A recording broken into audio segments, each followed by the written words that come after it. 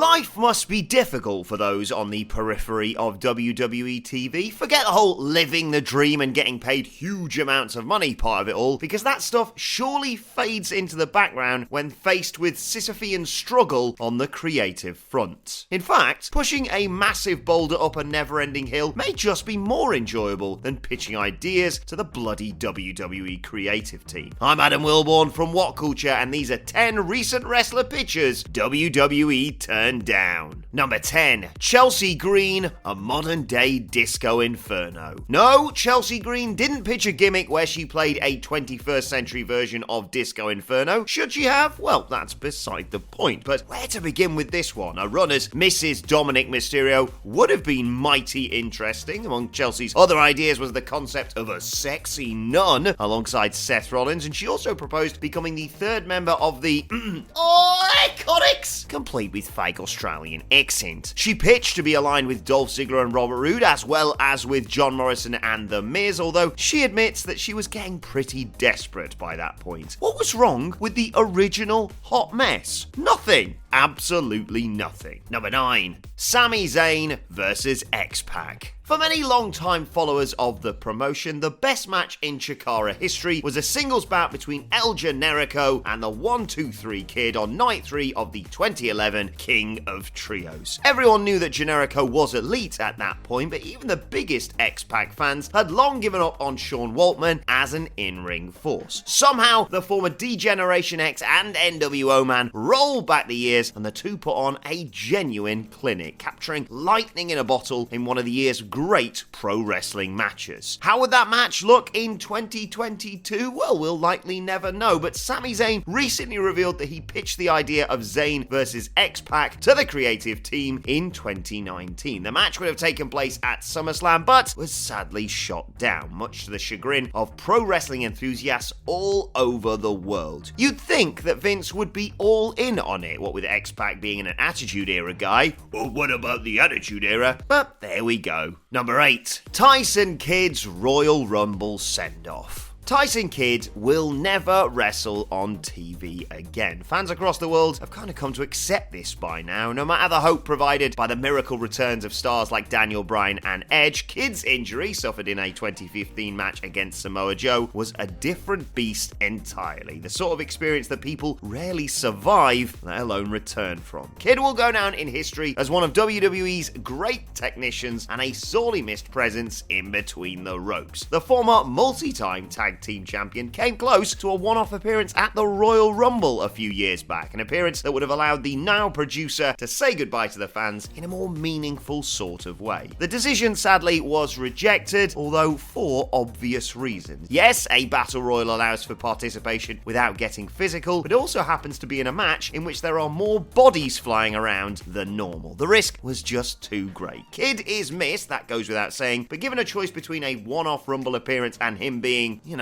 healthy, there's only one option. Number 7. Bray and Bo Wyatt. Reaching a little bit further into the past with this one, but it wouldn't be a great shock if this particular idea was pitched on a weekly basis until Bo Dallas was released in April of last year. How did this not happen? On the one hand, you have sweet, innocent Bo Dallas, a man with a face that positively screams naive and easily manipulated. On the other, you have Bray Wyatt, a performer whose entire gimmick is focused on manipulating people. The two are real-life brothers whose careers have gone in opposite directions. Sometimes, even in pro wrestling, 2 + 2 just equals 4. The WWE creative team didn't see it that way though, surprise is a bloody prize, despite the frequent pleas of Arn Anderson. The Enforcer revealed not too long ago that he pitched the ideas of the brothers coming together following an attack by Harper and Rowan on IRS. Bo Dallas being brainwashed by the Wyatt family was the lowest hanging piece of fruit, yet WWE decided not to do it. Your guess is as good as mine. Number 6.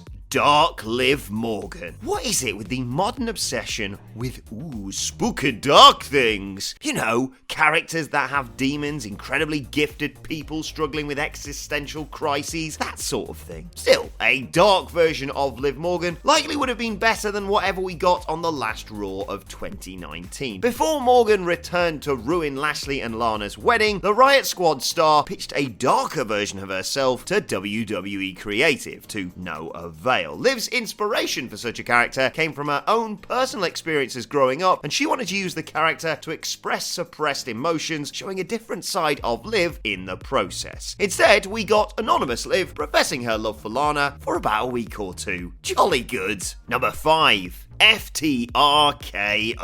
This was one that made it to WWE TV before being jettisoned all too soon, long before it could play out in any sort of meaningful fashion. In the summer of 2019, Randy Orton was feuding with then WWE champion Kofi Kingston, and feuding with Kofi basically means feuding with Big E and Xavier Woods. Orton needed backup, and he found it in the shape of Dash and Dawson. The Revival. Orton and the team who went on to become FTR had been pitching the idea of working together as a trio for a long old while, so the on-screen alliance must have been music to their ears. Alas, the whole thing was over in a matter of weeks as Orton failed in his quest, and the Revival went back to doing a whole load of nothing. Number 4. Not giving Batista what he wants. The WWE Universe has a weird relationship with Big Dave Batista. When he's not around, the animal is sorely missed, with fans around the world lamenting the hole left by his magnificent entrance music and weird belly button tattoo. Despite this, Batista's returns and feuds have generally gone down like the proverbial lead balloon, fantastic waving aside. Big Dave returned to face Triple H at WrestleMania 35 in a match for the ages. No, actually, scrap that. It was a match that went on for ages. 24 minutes and 45 seconds to be exact. The longest match on the card for the record. Trust me, I know, I was there and had to bloody sit through it. Alas, no matter how passionately Batista cried, WWE was not willing to give him what he wanted. What he wanted specifically was to face Triple H in a Hell in a Cell match at the Showcase of the Immortals, a typically brutal way to end a blood feud. Vince McMahon wasn't so enthusiastic, and he subsequently turned down the Animal's approach, citing the existence of a specific Cell pay-per-view as the reason. Number 3. Mr. and Mrs. Charlotte Flair. How did WWE fail to do anything meaningful with Andrade on the main roster? It beggars belief. El Idolo is elite in the ring, capable of working well with a variety of styles, and also just happens to be an absolute bloody piece. Andrade and Zelina Vega worked marvelously together as a main event act in NXT, yet the main roster run didn't ever really go beyond have good matches with Rey Mysterio on SmackDown. It wasn't for the want of trying on the part of his fiancée, though, 5,745-time WWE Women's Champion Charlotte Flair. As the WWE creative team twiddled their thumbs considering what to do with Andrade, the most dominant woman in modern WWE history pitched an angle where the two of them would be united on screen. For reasons that don't need to go beyond the WWE creative team to make sense, the pitch was turned down. Number 2.